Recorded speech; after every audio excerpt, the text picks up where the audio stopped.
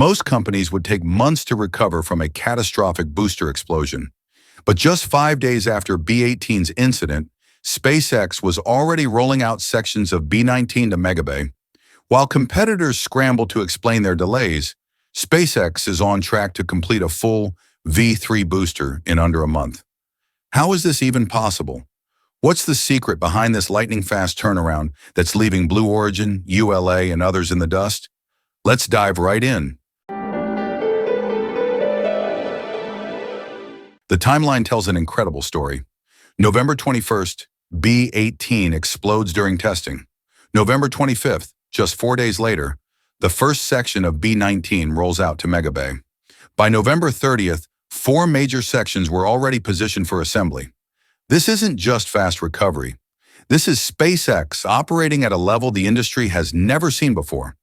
Here's what makes this pace so remarkable.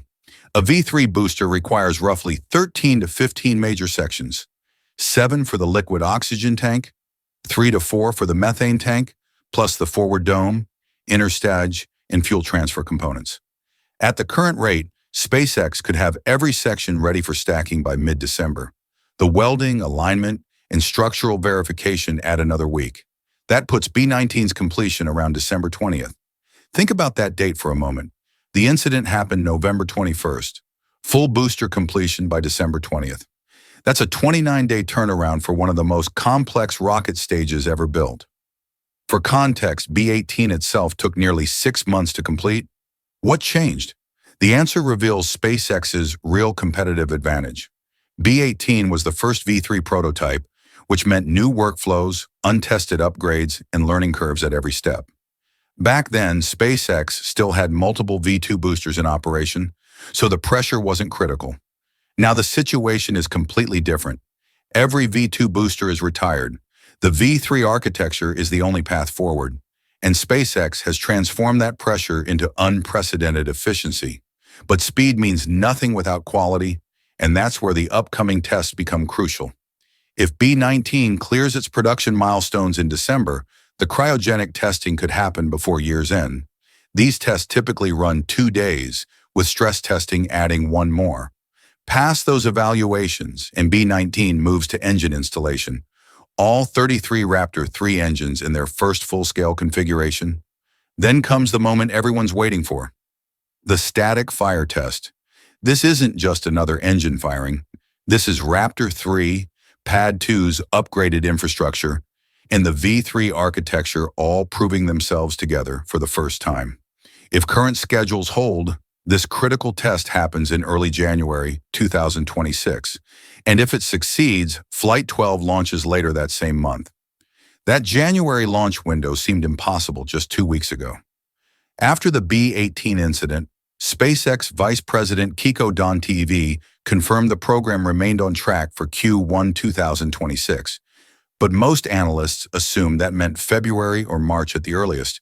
The B-19 progress is rewriting those assumptions in real time. Of course, the booster is only half the equation. Ship 39 is currently stationed in Megabay 2, undergoing pre-transport inspections before heading to the Massey test site. Its test campaign could begin this month, putting it on track for the same January window. The synchronization between booster and ship timelines isn't coincidental. It's the result of parallel production strategies that most aerospace companies can't even attempt. Meanwhile, Pad 2 upgrades continue advancing toward operational status. The infrastructure being installed there isn't just supporting Flight 12. It's preparing for the most demanding year in Starship's history, because 2026 isn't about recovery anymore. It's about execution. The mission list for this year is brutal.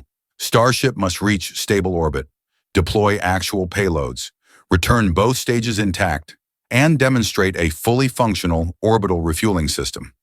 These aren't aspirational goals. They're contractual requirements tied to NASA's Artemis program and commercial launch commitments. Miss any of these milestones, and competitors get their opportunity. That's why the B-19 pace matters so much beyond just Flight 12. SpaceX needs volume. Based on the workload ahead, the company may require 5 to 10 vehicle pairs this year alone, and those numbers only increase as Moon and Mars missions accelerate. Current production capacity can't sustain that demand. which is why Star Factory and the new Gigabay facilities are so critical.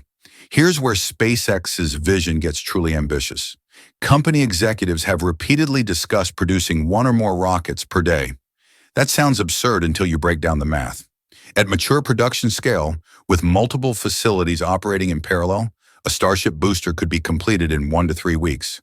Stack multiple production lines, and daily output becomes achievable. Florida's second Gigabay is already under construction, with a full factory expected to follow. The two-coast strategy isn't about redundancy, it's about capacity multiplication. Each site will eventually support independent launch operations, doubling SpaceX's ability to iterate, test, and deploy at scale. Now compare that approach to the rest of the industry. When Firefly Alpha experienced a booster explosion on September 29th, the investigation lasted until November 12th. Their next flight was pushed to Q1 2025, a multi-month recovery from a single incident. Blue Origin took over 10 months to return to flight after a booster landing failure. ULA needed more than 10 months following a Vulcan side booster issue. These aren't isolated examples. They represent the standard aerospace development cycle: incident, investigation, redesign, revalidation, return to flight. It's methodical, it's cautious, and it's incredibly slow. The companies following this approach aren't incompetent. Many are staffed with brilliant engineers, but they're constrained by legacy mindsets, risk-averse cultures, and organizational structures that prioritize perfection over iteration. SpaceX operates from a fundamentally different philosophy.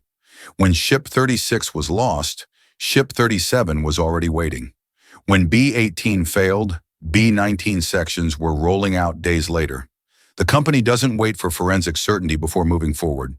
They investigate in parallel with production, applying lessons to vehicles already in the pipeline. This is the culture that transformed Falcon 9 from an experimental rocket into the most reliable launch system in history. The same iteration-driven approach is now being applied to Starship, but at exponentially greater scale and speed. And we're still in the early phase. Once true mass production begins, the pace will accelerate even further. The message to competitors is clear. You're not just competing with SpaceX's current capabilities. You're racing against a company that's doubling its production efficiency every generation while you're still recovering from single setbacks. How do you catch up when the gap widens every month? 2 major setbacks in 1 year. Most companies would still be grounded. SpaceX just delivered their fastest booster turnaround in history, and they're aiming for a January launch. This is what separates leaders from followers in the space industry. The B19 story isn't just about one booster.